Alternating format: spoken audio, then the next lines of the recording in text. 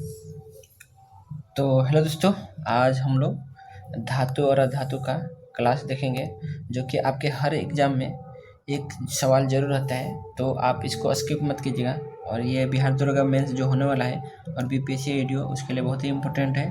तो चलिए हम लोग शुरू करते हैं। देखिए, पहला क्वेश्चन है कि नीचे दिए गए कथनों का विचार करें। इसमें कहा कर है कथन एक कि धातु ऊष्मा के सुचालक होते हैं। बिल्कुल सही है। धातुओं में सोनरस गुण होता है। बिल्कुल सही है, क्योंकि आप जब धातु को करते हैं तो देखिएगा, कभी घंटे बजाएगा तो टन टन एकदम सोनरस की जैसा, उसी को सोनरस गुण बोलते हैं। तो ये आपका दोनों सही है। ठीक। स्कूल की घंटी की धातु की बनी होती है, तो किसका होता है? कांसा का। लेकिन क्या करें, देखते हैं सरकारी स्कूलों में कांसा तो होता नहीं, बस लोहा का होता है। सब पैसा बचा लेते हैं ना। ये आपका कांसा हो गया। वह अधातु जो द्रव अवस्था में पाई जाती है, कौन सी है? तो ब्रोमीन है। ठीक। और धातु में बोलते हैं तो क्या है? मरकरी है। नीचे दिए गए कथनों का विचार करें। बोला है कि कुछ अधातु द्रव अवस्था में भी पाई जाती है। बिल्कुल सही है, जैसे ब्रोमीन है। ब्रोमीन के अलावा भी सभी अधातु ठोस या गैस होती है। तो ये भी सही है। ठीक है, दोनों सही है, क्योंकि आपको पता है अधातु में ग्रेफाइट भी होता है। ठीक। अगला है कि नीचे दिए गए कथनों का विचार करें। मरकरी को छोड़कर सभी धातुएं कमरे के ताप पर ठोस होती है। बिल्कुल सही है, क्योंकि मरकरी यानी पारा जो होता है, बस वही क्या होता है आपका?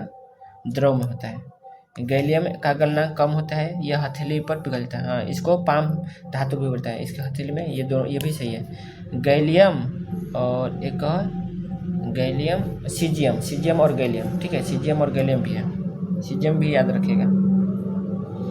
नीचे दिए गए कथनों पर विचार करें। हीरा सबसे कठोर प्राकृतिक पदार्थ है। बिल्कुल सही है। हीरे का गलनांक कम होता है तथा क्वथनांक अधिक होता है। हीरे का गलनांक कम तथा गलत।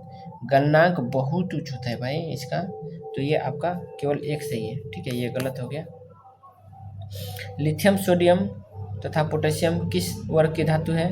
तो ये क्षार धातु है। ठीक है, एल्कली मेटल्स है। और धातु के ऑक्साइड सामान्यतः होते हैं, क्या होते हैं? धातु के ऑक्साइड क्षारीय होते हैं और अधातु के ऑक्साइड अम्लीय होते हैं, जैसे यहाँ पे दिया है। ठीक। वह धातु जो ऊष्मा का उचालक है, कौन सा है? तो सीसा तथा मरकरी भी आता है। ठीक है, याद रखिएगा। अब इसका विचार करें, नीचे दिए गए कथनों पर विचार करें। मैग्नीशियम के दहन से प्राप्त ऑक्साइड अम्लीय होता है। मैग्नीशियम क्या है? धातु है। ठीक। और धातु का ऑक्साइड क्या होता है? क्षारीय न होता है, तो यहाँ अम्लीय दिया है, गलत है। ठीक। सल्फर के दहन से प्राप्त ऑक्साइड क्षारीय होता है। सल्फर क्या है? ये अधातु है। ठीक। अधातु का ऑक्साइड क्या होगा? अम्लीय होगा, तो यहाँ पे क्षारीय दिया, ये भी गलत है। यानी दोनों कथन गलत हो गया। नीचे दिए गए कथन विचार करें। कथन एक उभयधर्मी ऑक्साइड अम्ल और क्षार दोनों से क्रिया करते हैं। बिल्कुल सही है, इसीलिए तो उसको उभयधर्मी बोलता है, क्योंकि वो दोनों से अपक्रिया करते हैं, इसलिए उसको। सोडियम ऑक्साइड एक उभयधर्मी ऑक्साइड है। उभयधर्मी ऑक्साइड है, गलत। क्या है? सोडियम ऑक्साइड एक सोडियम क्या है? Na।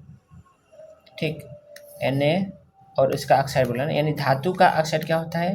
क्षारीय होता है ना। तो ये उभयधर्मी कैसे हो जाएगा? ठीक, क्षारीय ऑक्साइड होगा, ये उभयधर्मी नहीं बल्कि क्षारीय होगा। तो ये आपका कथन एक सही है। निम्न में से कौन सी धातु सीधे ऑक्सीजन के साथ अपक्रिया नहीं करती है? तो सोना भी है, चांदी भी है, प्लेटिनम में सीधे वहाँ पे ऑक्सीजन के साथ अपक्रिया नहीं करती है। कथनों पर विचार करें।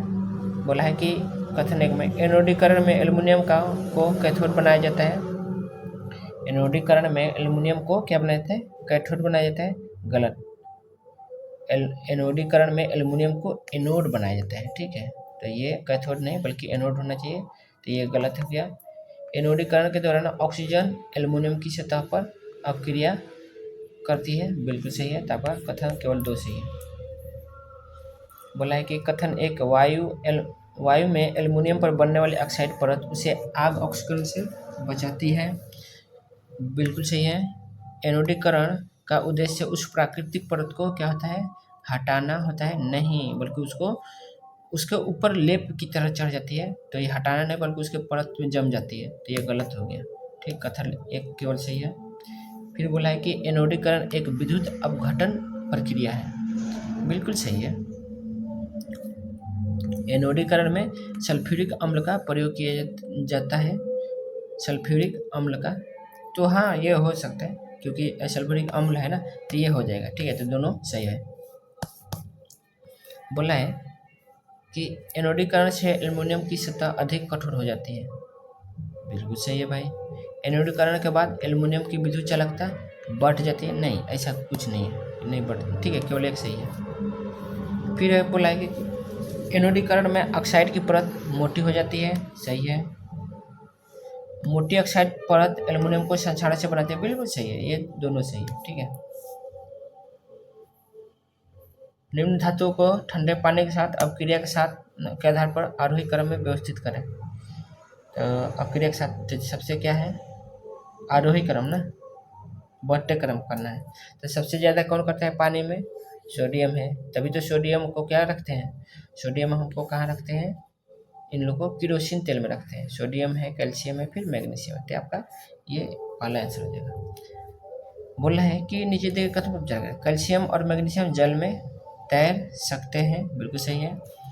कैल्शियम और मैग्नीशियम का घनत्व तो जल से कम होता है, नहीं, ठीक है, इनका घनत्व तो कम नहीं होता। ये तैरते क्यों हैं, आपको पता नहीं चाहिए तैरते क्यों हैं, क्योंकि इनका जो हाइड्रोजन गैस है ना, वो बुलबुले के कारण तैरते हैं, हाइड्रोजन गैस के बुलबुलों के कारण तैरते हैं। ठीक है, तो ये इनका घनत्व तो कम नहीं है, इसलिए नहीं तैरते हैं, बल्कि उनके हाइड्रोजन गैस के बुलबुले के कारण तैरते हैं। ठीक है, तो ये गलत है। वह धातु जो जो जल में तैरने लगती है क्या कहलाती है, सोडियम है।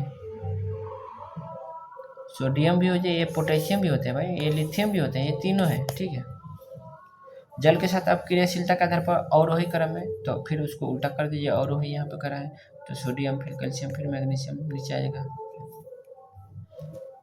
सभी धातुएं जल के साथ अपक्रिया करती हैं, नहीं, सभी धातु जल के साथ कैसे अपक्रिया करेंगे, जैसे सोना चांदी कहाँ करती है, तो गलत हो गया। धातु जल के साथ अपक्रिया करके हाइड्रोजन गैस तथा धातु ऑक्साइड उत्पन्न करती है। ठीक है, ये सही है।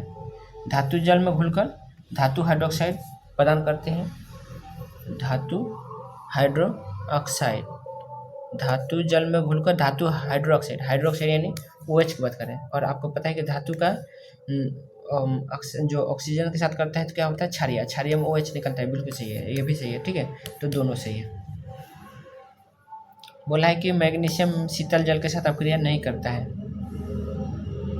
ठीक है, बिल्कुल सही है। शीतल जल के साथ मैग्नीशियम हाइड्रोक्साइड एवं हाइड्रोजन गैस बनती है, गलत, ये गर्म जल के साथ या भाप के साथ क्रिया करता है। ठीक है, जब यहाँ बोल ही दिया शीतल जल के साथ क्रिया नहीं करता तो ये कैसे होगा, तो ये गलत हो जाएगा, केवल ये सही है।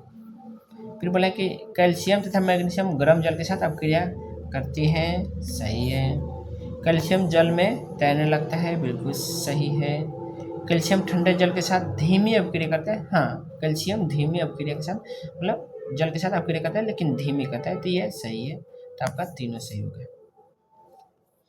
इनमें से कौन सी धातु शीतल या गर्म जल के साथ अपक्रिया नहीं करती है लेकिन भाप के साथ अपक्रिया करके धातु ऑक्साइड और हाइड्रोजन बनाती है, तो वह है आयरन है, एल्युमिनियम है, जिंक है, तीनों है। ठीक, इनमें से कौन सी धातु जल के साथ बिल्कुल अपक्रिया नहीं करती है, तो कौन है, सीसा, तांबा, सोना है, ये तीनों है। ठीक, कौन सी धातु तनु हाइड्रोक्लोरिक अम्ल के साथ तेजी से अपक्रिया करती है, तो मैग्नीशियम।